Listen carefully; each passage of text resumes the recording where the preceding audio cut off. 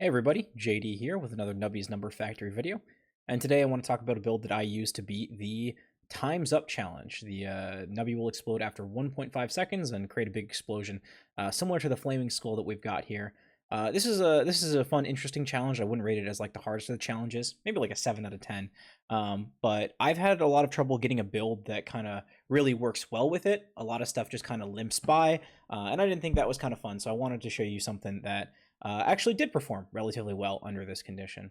The explosion can be useful, but after the early game, when you really just want to start caring about points, it stops being as much of a hindrance, and it's just kind of like a limiter on like the total cap of points that you can get. Fortunately, I've done my best to get you something that actually does go pretty hard, and that uses Buckshot. Buckshot was one of the first things that I got to just get some triggers early on. Early on, I was using Poopy Butt. Fantastic naming conventions, Nubby's Number Factory. Thank you. But Poop Butt, the Turtle, the Cheese House, any one of those is really good with Buckshot. Going for the first peg, because it'll just get you, your lives back. It'll get you more than enough points to score. And then by the time you get to around like 30, 40, you can switch off for more point gathering stuff. I was actually also able to use Buckshot to use the Happy Seal Tardigrade combo that you guys know that I love so much, getting the free halves to trigger the Tardigrade to make doubles, and that just, that gives you more consistency, especially when the ball's going to be blown up, Nubby's going to be blown up, after a second and a half. So just having more points on the board is, in order to actually be able to get those points easier, is really important. So this does that here. Crazy Straw, especially late game when you've got it upgraded, when you've got plus 450.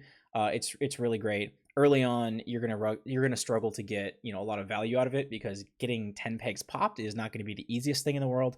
But later on, when you've got a bunch of perks working, when you've got a bunch of triggers, it's really not the worst. Now, the thing that I think really helps solidify this build is the Toy Fish here. It's one of the black market ones.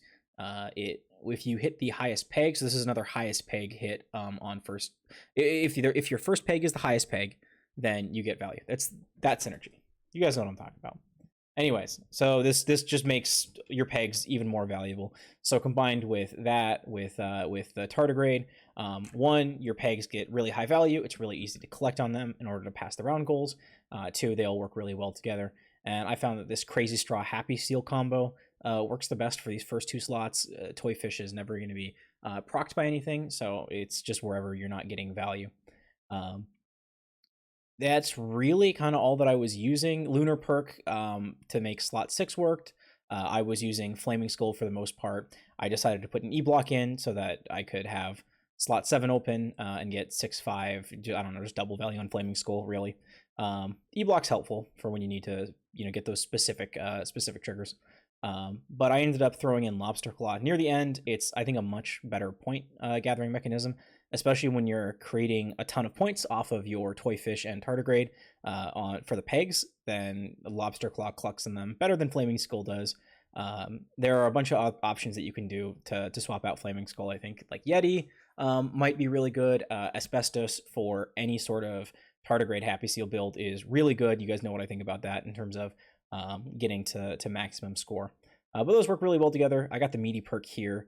The reason I have Flaming Skull still is just Meaty Perk gives you some extra procs.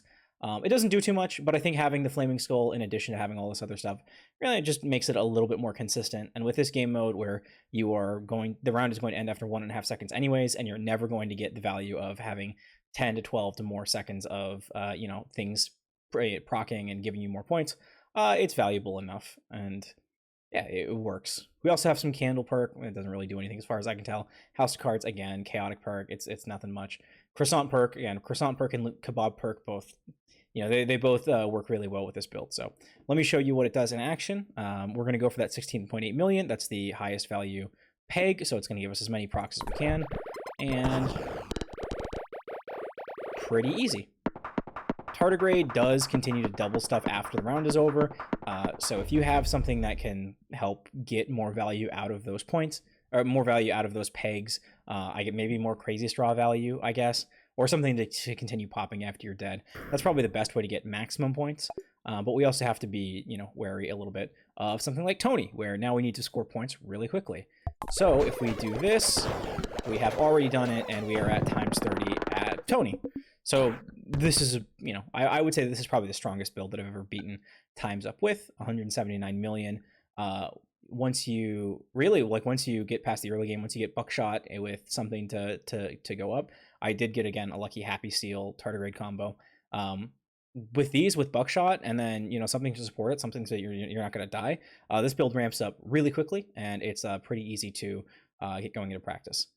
There are also a ton of ways that this can really ramp up even further, I think. Again, with asbestos, maybe with a little bit more clever positioning of where my lobster claw is versus the crazy straw, something to continue procking points after the round is over. You could probably get up to a Google. So more ways to build on it, but this is the way that I found. This is the way that I got to in my build, and it did a pretty good job. So hope you guys enjoy. Let me know what other strategies you have done to beat times up.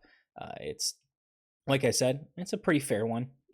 Pretty decently difficult to beat, but you can get through it, and now we found a way to succeed. So good luck in your games, and I will see you in the next one.